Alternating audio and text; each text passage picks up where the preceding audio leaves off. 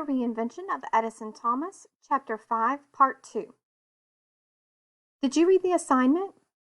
Yes, said Eddie. Well, then we are all waiting patiently for you to answer my question. Mr. Adler's voice was getting progressively louder. He didn't seem to be waiting very patiently. Eddie didn't know what to do. The noise in his head was getting louder and louder. Finally, he bent over and banged his head on his desk. The classroom erupted with laughter. I'll take that as an I don't know, said Mr. Adler. Does anyone else have any ideas? Adam Jackson Delgado's hand shot up. Mr. Adler nodded at him. It means that people don't like change, even if it's for the better. Good. Anyone else? Eddie was glad the focus was off of him. He silently recited the periodic table to calm down. Hydrogen, helium, lithium. Very good, Miss Chen, continued Mr. Adler. Now, why did Thomas Paine support independence from Great Britain? Chromium, manganese, iron, cobalt. He didn't think we should have a king, came a girl's voice. Palladium, silver, cadmium. Eddie rolled his head around to loosen up his neck muscles and saw a water spot on the ceiling tile directly above his head. He had never noticed that before and wondered how it got there. There might be a leak in the roof or maybe a broken pipe above the ceiling. It could have also come from below. Perhaps someone was opening a bottle of sparkling water that had been shaken up. The water could have sprayed the ceiling, or maybe someone had made a rocket powered by vinegar and baking soda. If the rocket hit the ceiling, then some liquid could have spilled out onto the tile. There would probably also be some damage to the tile from the nose cone hitting it. Eddie squinted to see if he could detect any tile damage near the water spot. The slap of Eddie's Bunker Hill report hitting his desk interrupted his thoughts. The bell rang, and the room filled with the sound of sliding chairs, rustling papers, and the zipping of backpack zippers. He looked at the report. D. Dad was going to say, I told you so. Eddie pulled his schedule out of his right rear jeans pocket. Today was the day he would have to sit in detention after school for the ketchup incident. Eddie groaned. That meant less time working in the basement. He really needed some basement time. He folded his schedule and the stop sign graph together and stuffed them into his pocket. On the way to detention, Eddie stopped in the library to pick up a book for his biography project. He wandered aimlessly around the library for a while. He knew where to find the science and technology books, but he had never been to the biography section before. On the way to detention, Eddie stopped in the library to pick up a book for his biography project. He wandered aimlessly around the library for a while. He knew where to find the science and technology books, but he had never been to the biography section before. He located the correct row and turned left between the stacks. The pit of his stomach felt as if it dropped 2 feet as he looked at the biography section, which consisted of mostly empty shelves. A dozen books lay flat on 4 rows of shelving. He frantically picked up each one and looked at the titles. Shirley Temple, St. Francis of Assisi, Lucretia Mott, Karl Marx, John Paul Jones, Florence Nightingale. Why were all the interesting books gone? Was it a plot? No, he told himself. He had just waited too long to pick out a book. All the other kids had gotten there before him and checked out all the biographies of interesting people. Donald Trump, Mary Queen of Scots, William Penn. Eddie felt his heart speeding up. Panic pushed at the floodgates of his brain, trying to get in. Eddie pushed back. He told himself to keep looking. One of these books had to be acceptable. The last 2 books were about John Quincy Adams and Maria Callas. Eddie shoved them back on the shelf. Eddie's breathing accelerated.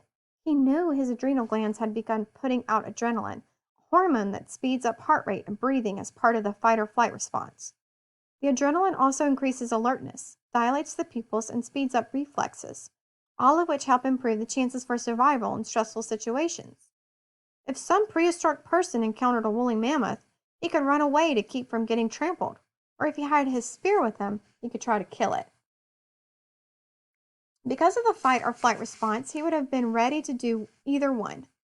Of course, the fight-or-flight response wasn't very useful in a library, unless there were woolly mammoths in the biography section, which Eddie doubted. The best way to counteract the response he was having was to get out of the library as quickly as he could.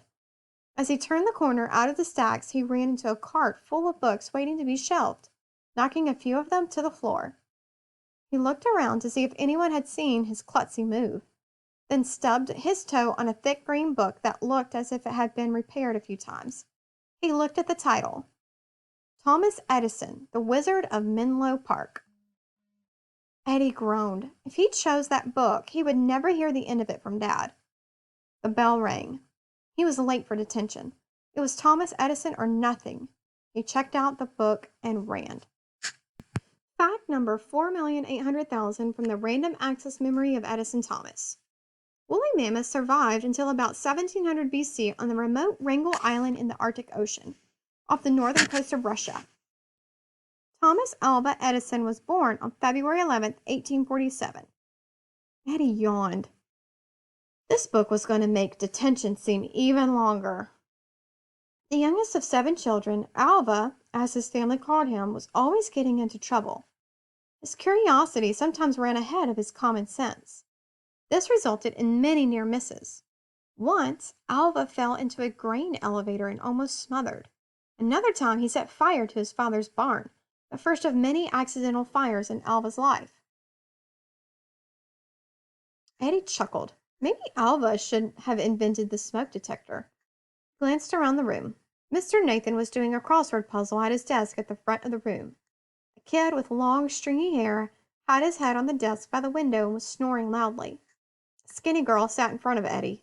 The braid down her back exposed her slightly protuberant ears and big, dangly earrings that jingled like miniature wind chimes. Whenever she moved her head, Eddie didn't understand how anyone could stand to wear earrings like that. The noise would drive him crazy. As a matter of fact, the noise was driving him crazy. He went back to his book. Alva was often taunted by other children because of his unusually large head. He didn't do well in school. In fact, he only stayed in school for a few months. One teacher said he was addled. His mother, Nancy, took him out of school and taught him at home. He became an insatiable reader. He enjoyed science and set up a chemistry lab in his room, which his mother insisted he move to the basement.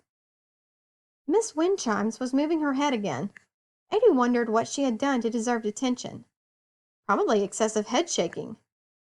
At the age of 12, Alva went to work for the railroad, selling newspapers and snacks to the passengers. His supervisor allowed him to set up a chemistry lab in an unused corner of a baggage car. Not surprisingly, he started a fire on the train. Maybe this guy needed to invent the portable fire extinguisher, one that you could hang from your belt or some kind of holster like a pistol. Then he could have instant access to fire suppression in case of an unexpected incendiary event. He flipped through the rest of the chapter, more about working on the train. Eddie was impatient to find out about the invention of the light bulb. Next chapter. At the age of 16, Alva learned to use the telegraph. The telegraph uses patterns of electrical impulses to send messages over wires. Despite his partial hearing loss, Alva was quickly able to master Morse code, where each letter is represented by a particular set of short pulses, or dots, and longer pulses, or dashes. Eddie turned to the back of the book, where a table listed all the dots and dashes for every letter, plus numbers and punctuation marks. Morse code might be useful to him. He could send secret messages in class just by tapping them out with his pencil. But there really wasn't anyone to receive his secret messages. Mitch wasn't in any of Eddie's classes. It didn't look too hard to learn. The easiest ones were E and T. That was smart, since those are the 2 letters used most frequently in written English. It also happened to be his initials, E.T., Eddie Thomas. He tapped the pattern on his desk with his finger. E.T., E.T., E.T. After a few minutes, he could tap out his whole name. Miss Windchimes turned around abruptly and hissed, "Stop it already!" Eddie jumped, stopped tapping, and then went back to reading. Alva was fired from his first job as a telegraph operator when a chemistry experiment exploded. Eddie suppressed a laugh. One of his duties as a telegraph operator was to send a message every hour to make sure the line was working. Alva invented a device that would automatically send the message, allowing him to sleep uninterrupted.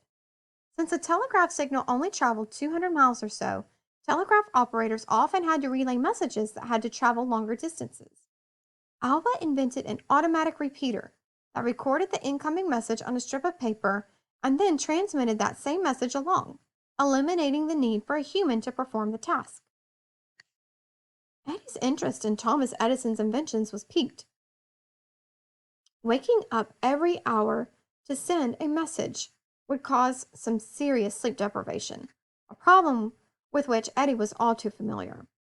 And having to relay messages could introduce human error. Sure, the light bulb was important, but these were useful too. Eddie read about the duplex telegraph, sending two messages over the same telegraph wire, the quadruplex telegraph, the automatic vote recorder, and the phonograph. Then he discovered that Appendix 2 consisted of schematic diagrams of the inventions. Maybe this book wouldn't be so bad. After what had seemed like only a few minutes, Miss Wind chimes jingled as she stood up and left the room. Mr. Nathan was gone as well. The stringy-haired kid was still snoring.